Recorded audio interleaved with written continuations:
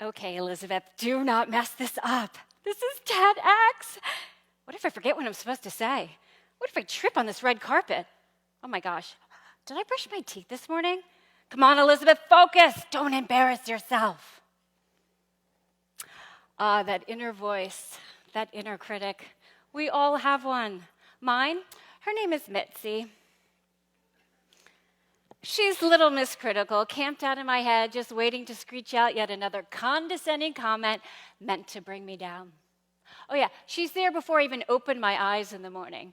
Should have gone to bed earlier. You're going to have bags under your eyes. Walking by the mirror, you really need to work out. At work, he got the promotion. There's no way you're going to get it. You're a failure. In social situations, no one wants to talk to you, a loser. And Mitzi has an unbelievable memory for every single mistake ever made and loves to replay it over and over and over again. It's 2016. I'm at a seminar ready to learn. I'm dressed all professionally in my dress, pad and pen in hand.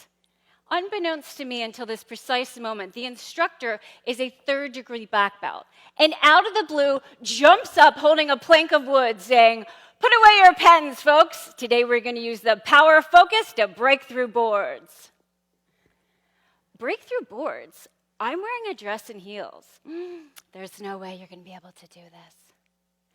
As we approach and line up to execute the task, guess who's standing right next to me? Mitzi. You're too weak to do this. See, you should have gone to the gym. There are 3 people ahead of me. The first person gets up in front of that plank of wood, totally focused, and slice. Karate chops right through. What if you can't do that? You look like a fool. Second person gets up, totally focused, and slice. Do not mess this up, Elizabeth, especially in front of your colleagues. It'll be so embarrassing. Third person gets up. I'm next. Third person gets up, focused, and ha, ha, ha.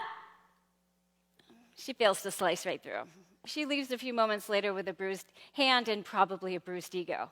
And I'm up next.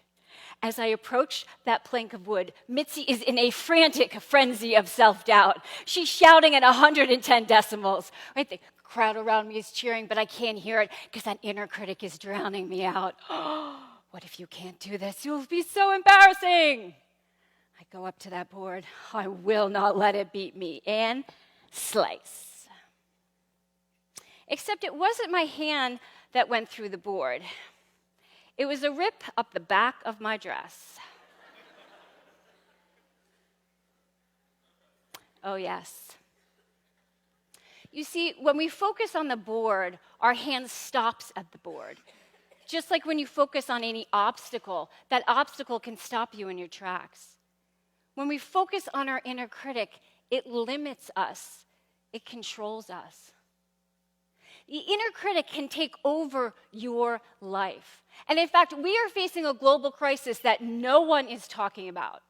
Our inner critic has become obsessed with conditional self-worth. And the majority of us have conditional self-worth without even realizing it. So what is conditional self-worth? Well, conditional self-worth means I believe in myself if, and only if, certain conditions are met. And those conditions vary from person to person.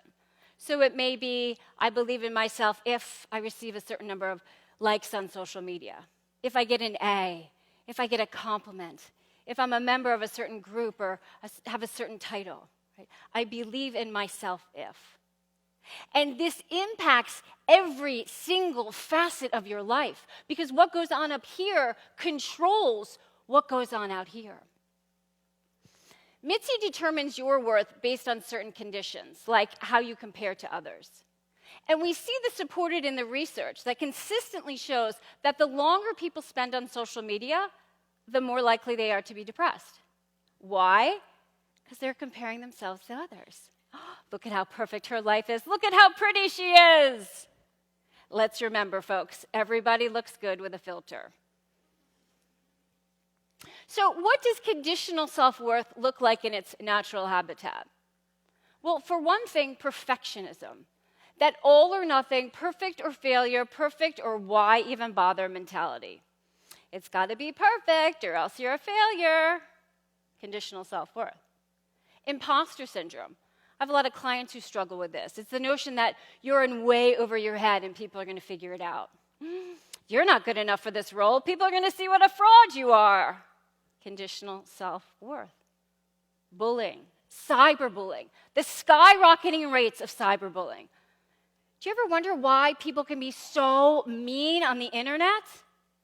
They're putting other people down to try to feel better about themselves. Conditional self-worth. Bragging, arrogance, you guessed it. People boasting so that they feel good about themselves. In fact, the next time someone tries to tell you how great they are, what college they went to, what kind of car they drive, this is what I want you to do. I want you to cross your arms. I want you to lean back and think, that poor dear has conditional self-worth. Mitzi tends to personalize what other people do. She has a very fragile ego.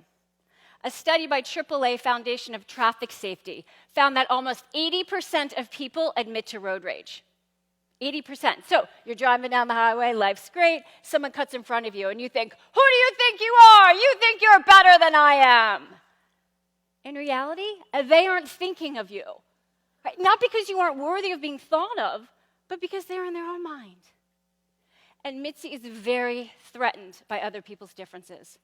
Diverse opinions, backgrounds, perspectives, cultures, beliefs, they make Mitzi very uncomfortable. And when your inner critic is uncomfortable, she tends to share that stress with the people around her by putting them down. In fact, the only time your inner critic actually supports you is when your inner critic is so threatened by other people that it feels the need to put them down. His opinions are different. They're bad. He's wrong. You're right. For your inner critic, it's either Mitzi's way or the wrong way. As a clinical psychologist who's worked with clients for over 20 years, I can tell you we all have an inner critic, unless you're a true sociopath. But aside from that, we all have an inner critic. It's louder at some times than others, but we all have one. And I work with high-performing clients, people who on paper are very successful, even they have an inner critic. So what can we do? Well, some people think that the opposite of having an inner critic is to think that you are the best. But really, narcissism and entitlement, those are types of conditional self-worth because you're still comparing yourself to others. And superficial affirmations don't tend to work either, right? Trying to convince yourself, I believe in myself. You know what your inner critic says? No, you don't. So, are we doomed? Well, that depends. Every single person is good in their core. Each one of you has an inner light that you're meant to shine and share with the world if your inner critic lets you. But with conditional self-worth, it can really darken your life. I didn't get enough likes on social media. She's so much prettier than I am. I can't believe I just said that. I'm missing out on all the fun by staying home. These conditions prevent our light from shining. Now, the antidote to conditional self-worth is something that I call unconditional self-worth. That's when you no longer place limits of your value as a human being. And when your unconditional self-worth emerges, you can control that inner critic and your light can shine. Unconditional self-worth means you believe in yourself regardless. It's based on your values, accepting yourself and others. And focusing on unconditional self-worth helps you overpower your inner Mitzi. So when your inner critic is telling you, you totally messed that up, your unconditional self-worth reminds you, it's not failure, it's data. We can learn and grow from that. She got the promotion, that means you lost. I'm happy for her success, and I know that I can be successful too. You totally messed that up. You're a loser. I got this. I can handle anything. He has different opinions than you. He's wrong. You're right. I love hearing other people's perspectives and can learn so much from them. When we focus on unconditional self-worth, we can control our inner critic and our inner light can emerge. So, how can you cultivate your unconditional self-worth? Well, one way is to apply the values that are most important to you. Values? Do I have values? Can I buy values? Do I have to go to a Tibetan monastery to figure out my values? Luckily, it's not that difficult. So let's do a quick experiment, a quick exercise. I want you to identify someone who you admire, someone you look up to. Just picture that person right now. It may be someone in your life. It could be a famous figure, even a fictional character, right? You got that person in your mind? Now, what's one thing about that person that you admire? Maybe it's their tenacity, their sense of humor, their ability to handle stress, their confidence, their compassion. That characteristic that you admire in someone else is also what you admire in yourself. That's so good, I'm going to say it again. What we admire in other people, we admire in ourselves. Right? And when you apply the values that are most important to you in your life, that's when your unconditional self-worth can emerge. So what's one thing you can do today to apply that value? For example, if you chose tenacity, maybe you're going to stop procrastinating and start tackling that project that you've been avoiding.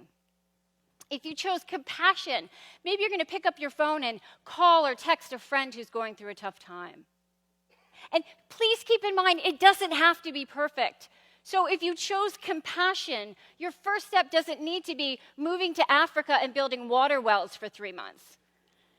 It could be something as simple as looking at the barista in the eye and saying, "Thank you," when you get your coffee.